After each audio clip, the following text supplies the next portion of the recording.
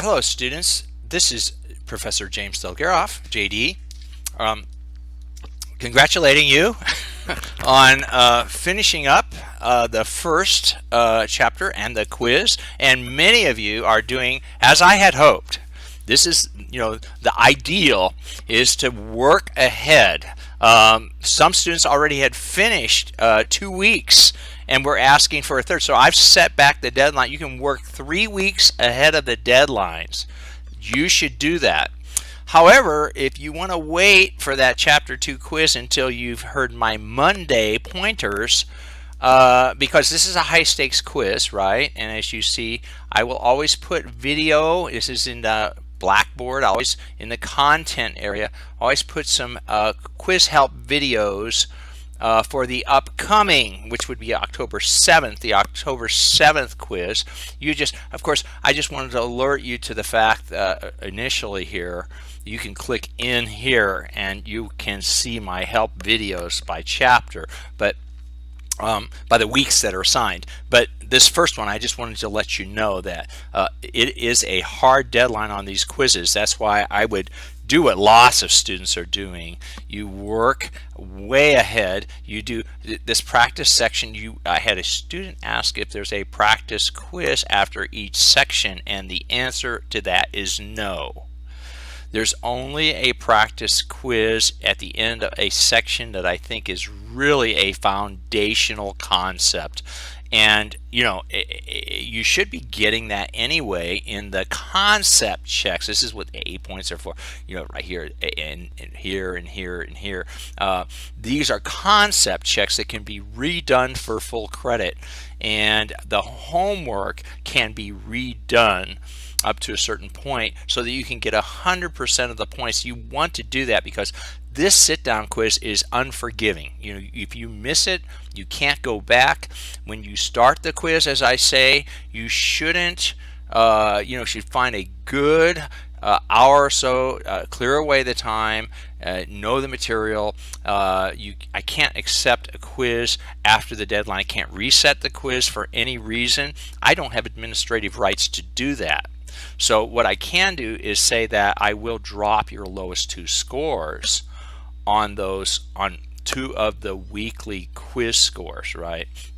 So, but there are no do-overs there, and I know that it is possible to leave the quiz and come back in and try the ones that you have not attempted yet. But I have had students report to me that that doesn't always work, and so because of that, and because of the fact that I can't reset it, you should sit down, take the quiz, take all of the questions all at once, just like a traditional classroom quiz where you have to sit down and take it, right? You can't leave and then come back or something like that. So think of it that way. And it is a high stakes quiz.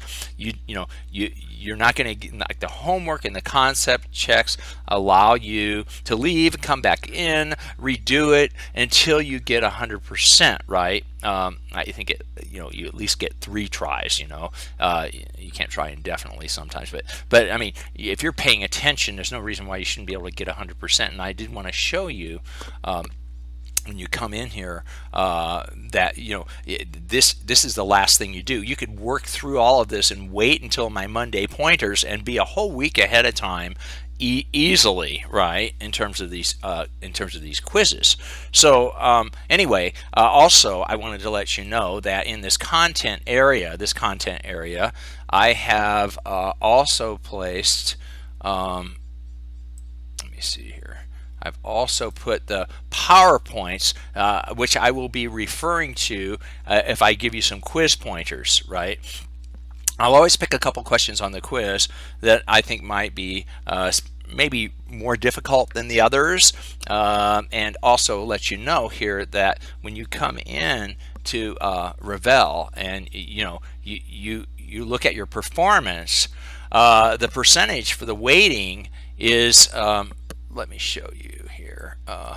If I go into the course settings, I will show you the weighting is such that the homework counts the most, right? So redo those problems until you get them right.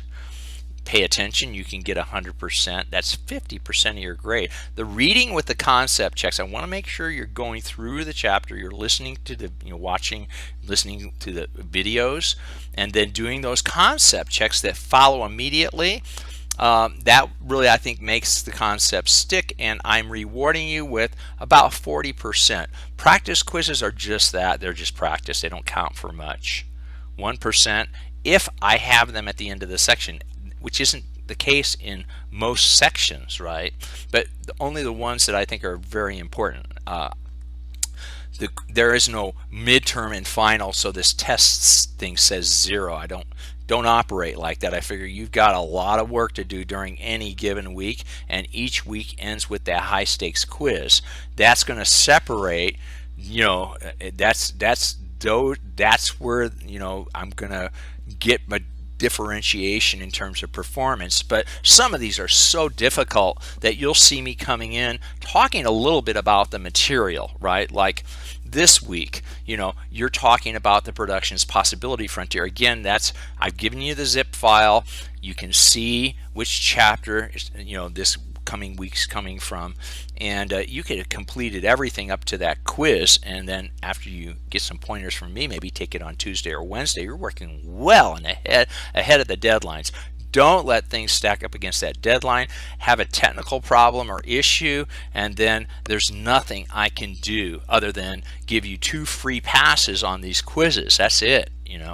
And so I know there's personal emergencies that arise. I understand that, but you have to understand from my end that there's no way that I can go back and change deadlines for individual students. I can't reset quizzes, and that's why I'm saying once you sit down to take this thing, it's for real. Like, go ahead and go through it. Don't let yourself get away from the computer, because it's going to ask you and these questions. Are you still there? Are you still taking the quiz? I think it says a window will pop up and you say yes.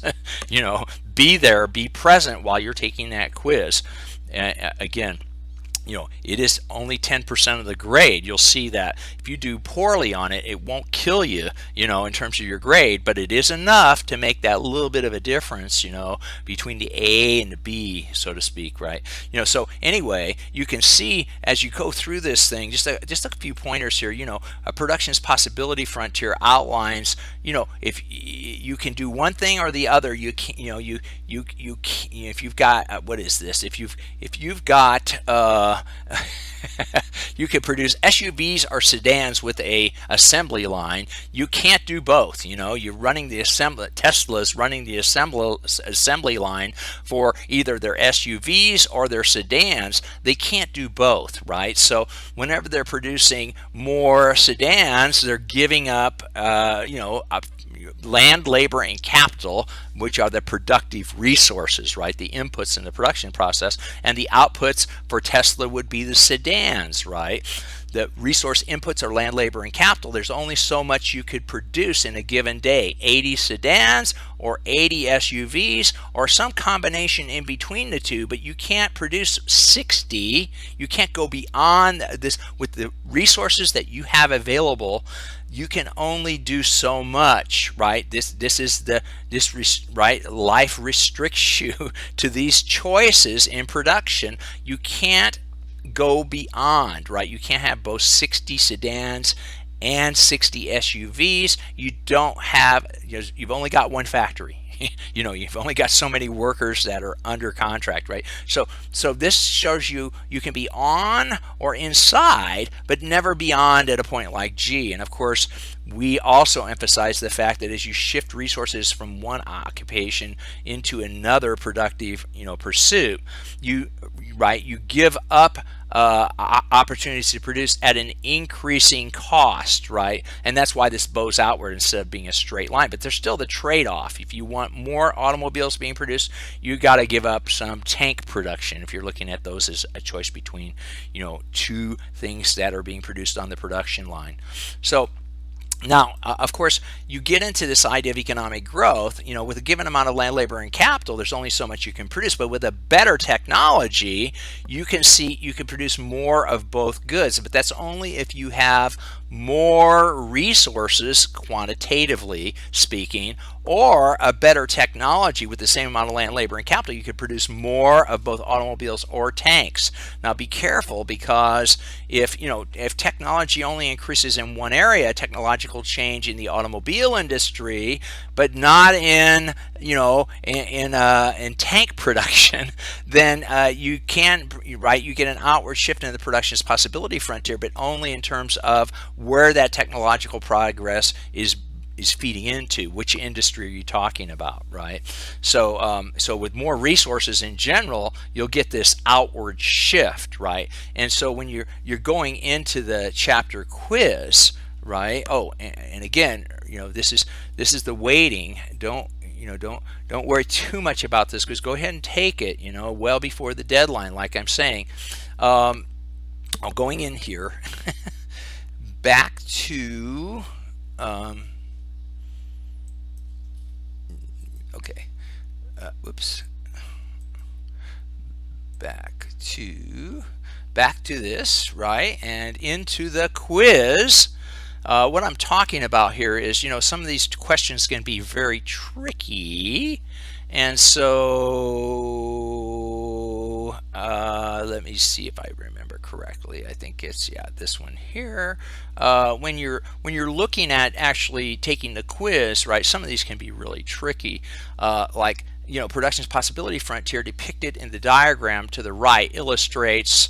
Well, see, this would be one where you've either got qualitative qualitative technical change with the same amount of resources. You could get more of both tanks and automobiles, or if you have quantitative change, right? If you're going from one year to the next, you may have an increase in the labor force and the capital stock.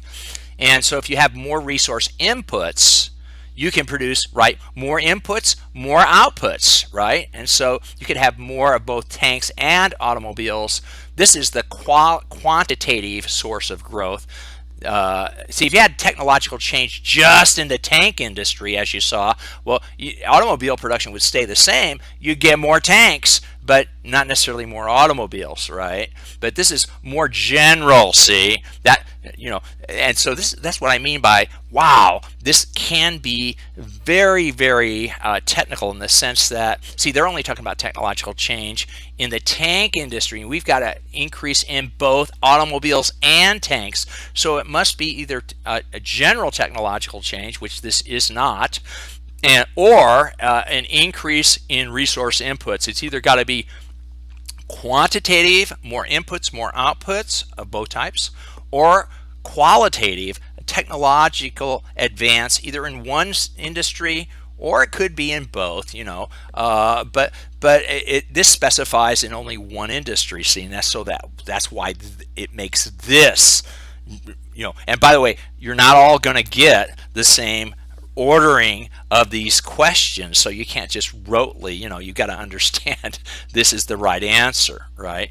But again, I will give you pointers, and as the course becomes more difficult, as some of these questions become more difficult in the future, I'll be referring to 2 or 3 questions, right? Just right now, though, I want to let you go, let you hopefully, take the quiz to chapter 2, start chapter 3, on as soon as you're finished. A lot of you have worked up to, you're just about ready to take the quiz to chapter 2.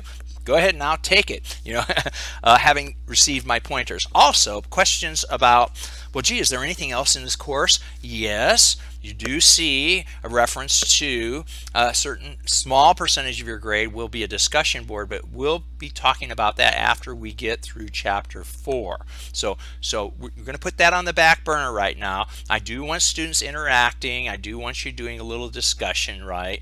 And I do also want to interact with you on that discussion board to a certain extent, so that we have student to student and instructor to student interaction. Okay, so anyway, I think this is good enough for this week. Again, if you want to contact me, I'm in my office. I'm sitting actually I'm near the phone from 11 to 1 a.m. I'm sorry, 11 a.m. to 1 p.m. at the phone number is area code 909 384 8917. Or I'm in my office, Faculty Office Building, 139. I'm in there every Monday and Wednesday before my public economics class from 5 to 6 p.m. So, and all of this is on my syllabus. The phone numbers for my on campus office, FO 139, 537 3665. Or if you want to just talk to me by phone, talk to a real live person, or leave a message and I'll call you. I'm there from 11 a.m. to 1 p.m. on Tuesdays and Thursdays. Okay, so signing off for now, and good luck.